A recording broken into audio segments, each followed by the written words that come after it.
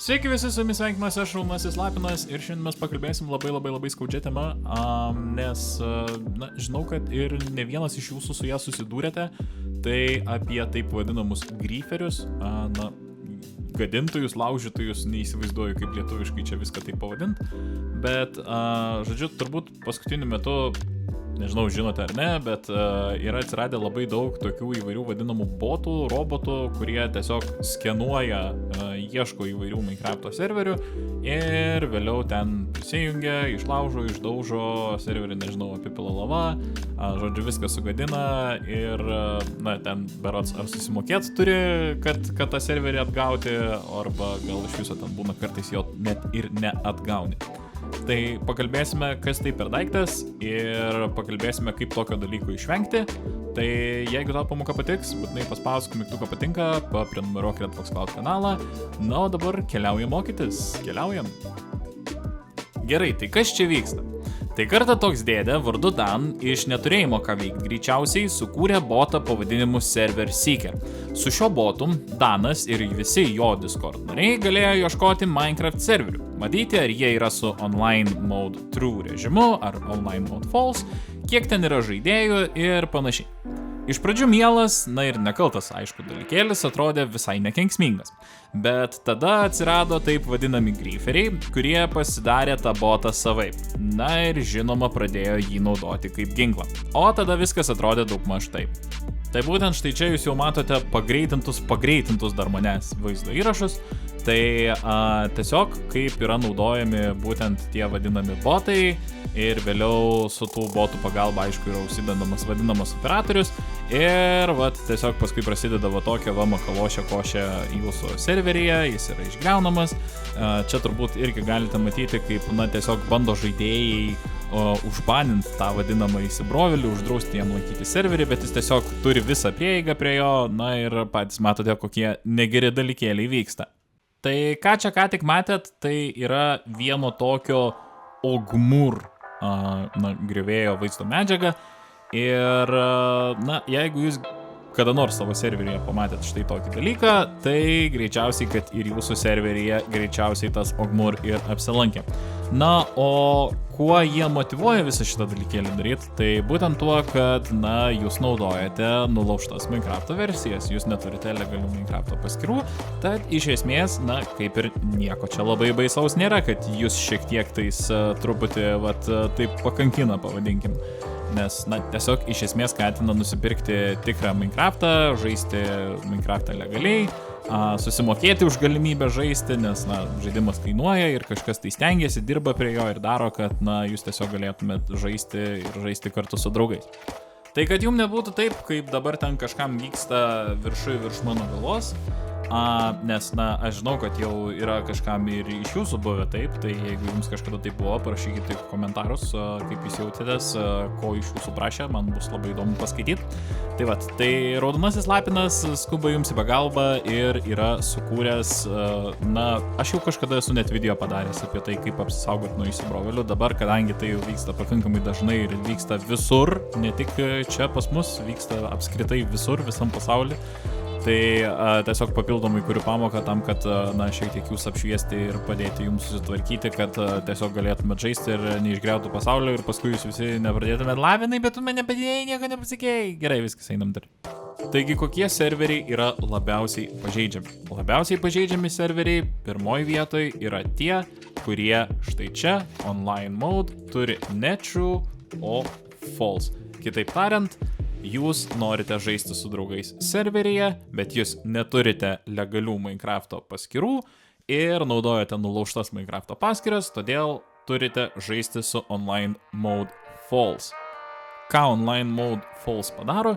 Tai paprasčiausiai tiesiog iš esmės atjungia serverį nuo pačių Minecrafto kūrėjų Mojang vardų tikrinimo serverių, kas reiškia, kad tiesiog, kaip prisijungiat su savo žaidėju, jūs galite susikurti bet kokį vardą ir serveris netikrins, ar toks vardas iš tikro egzistuoja ir, sakykim, ar jis iš vis yra su nupirkta realia Minecrafto paskyra.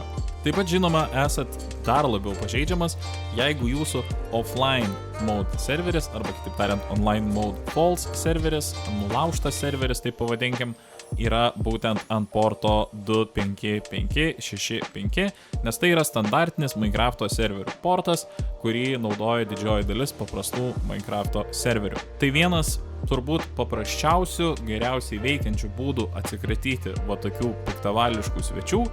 Tai būtent su online mode false visų pirma, ką turėti, tai turėti whitelistą, tai kaip matot whitelist, padaryti true, išsaugoti, paleidus serverį, tiesiog nueiti į konsolę ir vėliau parašyti whitelist add ir jūsų ten, sakykime, žaidėjo vardas. Tai, sakykime, mano atveju yra Lapinas, aš galiu jį prisidėti, vėliau prisidėti savo draugus ir ką tai iš esmės padaro, tai tiesiog nebeleidžia jungtis žaidėjams, kurie nėra pridėti į šitą whitelistą, kitaip vadinamą baltą sąrašą ir tiesiog automatiškai serveris juos atmeta. Vadinasi, jeigu aš va tokią komandą išsiunčiu, aišku, mano serveris dabar išjungtas, reikia tą daryti ant jungto serverio, tai jeigu aš tokią komandą išsiunčiu, vadinasi, serveris gauna, kad vat su šituo vardu jungtis galima, su kitais vardais jungtis negalima, jeigu papildomų vardų nėra, tai tik su šituo vienu žodžiu vardu serveris tave įsileis. Bet kur problema yra, būtent tam online mode false dalyke, kad bet kas gali įsirašyti jūsų vardą, bet kas gali ateiti su vardu, sakykime, mano atveju Lapinas, prisijungti į serverį ir pridaryti visokių nesąmonių. Tai realiai šitas visas whitelist dalykas veikia geriausiai tik tais tuo atveju, jeigu kartu prie jo mes dar keliaujam į plugins ir štai čia rašom alt ir įsirašom naujausią alt me reloaded pluginą. Tokiu atveju jūs turite dvi apsaugas. Viena apsauga tai, kad serveris neįsileidžia bet kokių žaidėjų su kitokiu vardu, negu vardai yra leisti. Ir kita apsauga, kad kiekvienas vardas dar papildomai, tiksliau, kiekvienas leistas vardas, tai sakykime, mano atveju tik vienas Lapinas, gali užsidėti savo slaptažodį ir kol to slaptažodžio nesuves, neprisijungs, tol serveris jį tiesiog išmes ir neleis absoliučiai nieko daryti. Tai pati pirma ir pagrindinė apsauga yra būtent va šitas whitelist ir out me plugino kombinacija. Tai va, kitu atveju, tai perkant serverį, jeigu įperkate paprastą Light, ne Pro planą, turite galimybę visą laiką pasidaryti backups. Tai backups yra žiauriai geras dalykas, nes žaidi serveryje, bam netyčia kas nors nutiko, gali, sakykime, ten tam tikros dienos, tam tikrų metų, atkurti savo serverį, tą vadinamą backupą pasidaryti ir, blogiausia atveju, jeigu kažkas nutiko, tai nemokamai iš esmės galėsi sukurti serverį atgal ir, aišku, progreso šiek tiek prarasi, bet turėsi serverį. Tai backup planas užsisako labai paprastai, tiesiog keliaujam paslaugos, Minecraft hostingas ir štai čia turime Light ir Pro planus. Čia yra Light planai šitie 3, čia yra Pro planai. Su Pro planais viskas jau yra įskaičiuota, nieko papildomai daryti nereikia, o su Light planais pasiėmus, tarkim, pasirinkti, jeigu jūs norit backupų, reikia tiesiog paspausti taip ir dar prisidės savaitei euras. Jeigu šitos opcijos backupo nepasirinkote ir netyčia įvyko šiokia tokia bėda, kad kažkas įsilaužė jūsų serverį ir staiga viską ten išgriovė, tai Redfox Cloud taip pat siūlo mokamą backup paslaugą, tačiau šios paslaugos kaina yra berods 5 eurai dar šiuo metu ir, geriau jau savaitę mokėti eurą ir turėti savo backupus, negu įvykus kažkokiai avarijai ar bėdai mokėti 5 eurus. Dar kitas, toks didžiulis patarimas, tai niekada nenaudokite vadinamų opų. Jeigu žaidėte su draugais, pasimėgaukite tiesiog žaidimu, jeigu kažkas jau ten labai yra, tai visą laiką galite tiesiog, parašyti konsolę tam tikrus dalykus. Konsolė yra tam tikras savotiškas opas, kitaip tariant, operatorių serverio.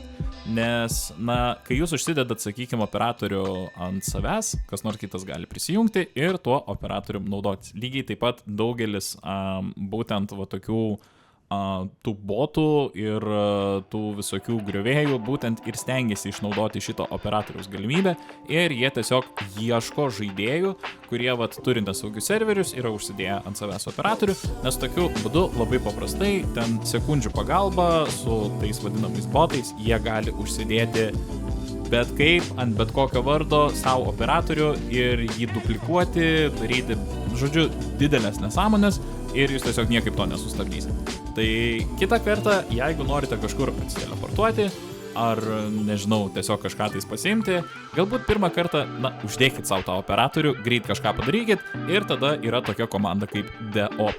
Tai jinai atrodo būtent va taip, tiesiog parašo deop, dėl deopo nusijamat, ta prasme, tą operatorių. Ir viskas, ir jūs toliau žaidžiate Minecraftą ir jūs žinote, kad, niekas prisijungęs, sakykime, net ir jūsų vardu, negalės savo kažkokių stebuklingų teisių užsidėti. Tai tikiuosi, kad dabar jums šiek tiek aiškiau, kas vyksta Minecrafto pasaulyje ir žinote, kaip apsisaugoti nuo šitų piktų serverių griovėjų. Tai jeigu patiko ši pamoka, būtinai paspauskite mygtuką patinka ir prenumeruokite Red Fox Cloud kanalą, jeigu mane žiūrite kur nors kitur, būtinai paspauskite širdelę ir pasiekite Red Fox Cloud, su jumis buvo aš, Rudnasis Lapinas ir sakau jums iki kitų pamokų ir kitų susitikimų. Ate.